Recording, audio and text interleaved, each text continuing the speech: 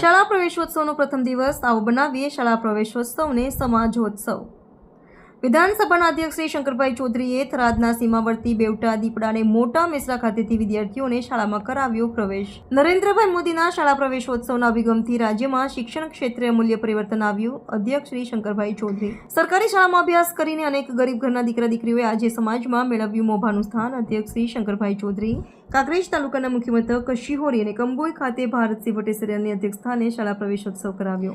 વિધાનસભાના અધ્યક્ષ શ્રી શંકરભાઈ ચૌધરીએ બનાસકાંઠાના સીમાવર્તી વિસ્તાર થરાદ તાલુકાના બેવટા દીપડા અને મોટા મેસરા ખાતેથી વિદ્યાર્થીઓને શાળામાં પ્રવેશ અપાવ્યો હતો। અધ્યક્ષ શ્રી શંકરભાઈએ બાળકોને શૈક્ષણિક કીટ આપી કુમકુમ તિલક સાથે આવકાર્યા હતા। કાર્યક્રમની શરૂઆત દીપ પ્રાગટ્ય અને પ્રાર્થના થકી કરાઈ હતી। રાજ્યમાં શાળાએ જવા પાત્ર બાળકોનું 100% નામાંકન અને કન્યા કેળવણીને પ્રોત્સાહન આપવાની ગુજરાતની અભિનવ પહેલ શાળા પ્રવેશોત્સવ કન્યા કેળવણી મહોત્સવની આ 23મી કડીનો આજથી પ્રારંભ થયો છે। બેવટા ખાતેથી અધ્યક્ષ શ્રી શંકરભાઈ ચૌધરીએ જણાવ્યું કે વડાપ્રધાન શ્રી નરેન્દ્રભાઈ મોદીએ ગુજરાતમાં તેમના મુખ્યમંત્રી કાર્યકાળ દરમિયાન 2002-03માં શરૂ કરાયેલા શાળા પ્રવેશોત્સવના 22 વર્ષ સફળતાપૂર્વક પૂર્ણ થયા છે।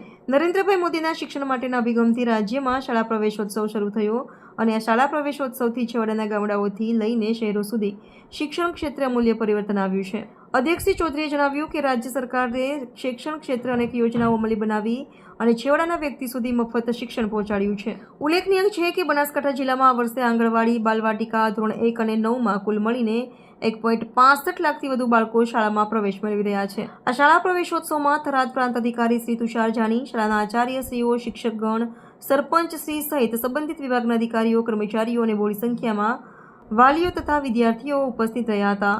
કાંકરેજ તાલુકાના મુખ્ય મથક શિહોરી અને કંબોઈ ખાતે વલમાણી પાટી પ્રાથમિક શાળા, કંબોઈ પે કેન્દ્ર શાળા, ગાયત્રી વિદ્યાલય હાયર સેકન્ડરી, લક્ષ્મીપુરા પ્રાથમિક શાળા, દુધાસણ પ્રાથમિક શાળા અને ગવર્મેન્ટ સેકન્ડરી શાળા દુધાસણમાં કન્યા કેળવણી અને શાળા પ્રવેશોત્સવ ઉજવાયો, જેમાં પૂર્વ જિલ્લા ભાજપ મહામંત્રી ભારતસિંહ વટેસરિયા, કાંકરેજ તાલુકા કોંગ્રેસ સમિતિના પ્રમુખ Gopalsinh Solanki, CRC Kamboi Sureshbhai Joshi, CRC Raner Kaushikbhai Joshi, child welfare committee member doctor Parima R Raval, પ્રમુખ વિજુભા સોલંકી, આંગણવાડી સુપરવાઇઝર મંજુલાબેન પ્રજાપતિ, કંબોઈ સરપંચ ચતુરબા મેતુભા સોલંકી, એસએમસી અધ્યક્ષ વનરાજસિંહ કનુભા અને વિદ્યાર્થીના વાલીઓ સહિત બાળકો ઉપસ્થિત રહ્યા હતા અને વિધિવત રીતે 110થી વધારે બાળકોને પ્રવેશ આપ્યો હતો, જેમાં બાળકોને બેગ, ચોપડી, પેન અને ચોકલેટ આપીને આવકાર્યા હતા।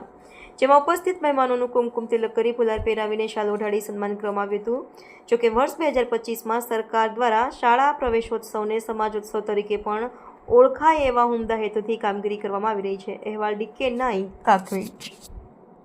માન્ય નરેન્દ્રભાઈ મોદી જ્યારે મુખ્યમંત્રી હતા એ સમય દરમિયાન શાળા પ્રવેશ ઉત્સવની શરૂઆત કરી। આજે આ માત્ર શાળા પ્રવેશ ઉત્સવ એક સરકારી કાર્યક્રમ ન રહેતા ગુજરાતની શિક્ષણ જગતની એક સંસ્કૃતિ બની ગયું છે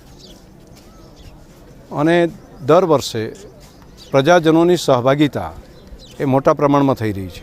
તેનું પરિણામ એ આજે આવ્યું છે કે 100% નામાંકન સુધી ગુજરાતના બાળકો પહોંચી શક્યા।